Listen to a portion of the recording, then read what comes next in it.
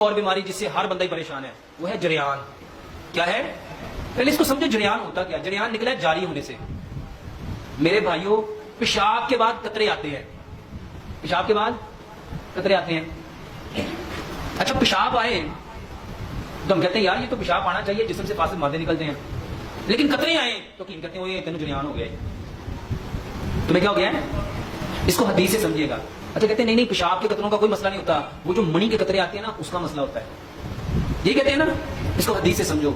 تین چیزیں ہیں, ایک منی ہے, ایک مزی ہے, ایک ندی ہے. ایسے ہی ہے نا, یہ حدیث میں بھی ہے.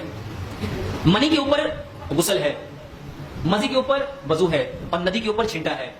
نبی صلی اللہ علیہ وآلہ وسلم نے کیا فرمایا, اگر آپ وضو کر لو اور تمہیں محسوس ہو نماز کے دوران کہ میرے شرمگاہ سے کوئی چیز نکل رہی ہے, محسوس ہو, تو تمہیں چاہیے وضو کرنے کے بعد کیا کرو, چھینٹا لگاؤ. میرے بھائی بتایا کس نے ہے؟ تو نبی صلی اللہ علیہ وآلہ وسلم کو اگر یہ چیز اتنی نقصان دہ تھی تو اس کے بارے میں کچھ اور بھی بتانا چاہیے تھا کہ نہیں. اس پہ صرف کیا رکھا, انہوں نے چھٹا مار. چھٹا ہم کم مارتے ہیں جب کہتے ہیں کوئی مسئلہ نہیں, چھٹا لگاؤ کوئی مسئلہ نہیں ہے. میرے بھائیوں ایک بات یاد رکھو, یہ جو پیشاب کے بعد قطرے آتے ہیں اس کو اپنے سر پہ سوار مت کرو, نہیں تو اللہ کی قسم میں نے ایسے ایسے لوگ دیکھے ہیں وہ کہتے ہیں 25 سال ہو گئے ڈاکٹر جریان کی دوائی کھانا پیا, میں نے ایک رتی فرق نہیں پیا. اچھا فرق کس چیز سے پڑے گا؟ بیماری ہوئی تو فرق پڑے, بیماری ہو تو فرق پڑے, اور جب بیماری نہیں ہے یہ تو ہر بندے کو. اب اس کو سمجھو کہ یہ آتے کیوں ہیں. اگر آپ کو آ جائے نا کہ یہ کیوں آتے ہیں تو یقین جانو آپ اپنے آپ پہ ہنسو گے, یار کرنا کی سیدھے کرن کی نہیں ہے. ہمیں ذہنی طور پہ ہم نے کچھ دیکھا, کچھ محسوس کیا, ہمارے اندر اریکٹیشن آئی, شہوت آئی. تو جب شہوت آتی ہے تو ہمارے ٹیسٹیکلز میں سے, ٹیسٹیز میں سے کچھ سپرمز, کچھ منی باہر آ جاتی ہے. اب وہ وزنی ہوتی ہے اور وہ جس نالی میں رہتی ہے واس ڈیفرنس میں, اس میں آ کے رک جاتی ہے. ہم جب پیشاب کرتے ہیں تو ہماری پوزیشن اس طرح ہوتی ہے 35 کے اینگل میں, یعنی ہم پاؤں کو ایسے اپنے پیٹ کے ساتھ لگا کے بیٹھے ہوتے ہیں, ایسے بیٹھتے ہیں نا واش روم میں. تو جب ہم اس پہ پریشر کرتے ہیں تو نیچے سے زمین میں جو فورس آف گریوٹی ہے وہ ہر چیز کو نیچے کو کھینچ رہی ہوتی ہے. تو وہ اب جو ڈراپ ہوتے ہیں وہ تھوڑے سے آگے آ جاتے ہیں.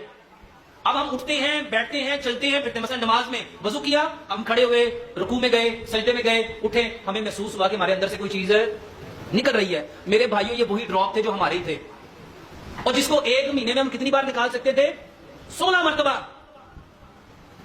وہ پوری نکل سکتی تھی. بتاؤ نکلنے سے کمزوری آنی تھی, کمر میں درد ہونا تھا.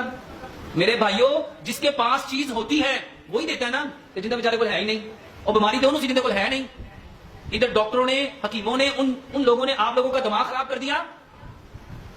میرے بھائیوں یہ پیشاب کے بعد اگر منی کے قطرے آئیں, وہ منی نہیں ہوتی, وہ کیا ہوتی ہے, اس کو کیا نام دیا گیا ہے, ندی.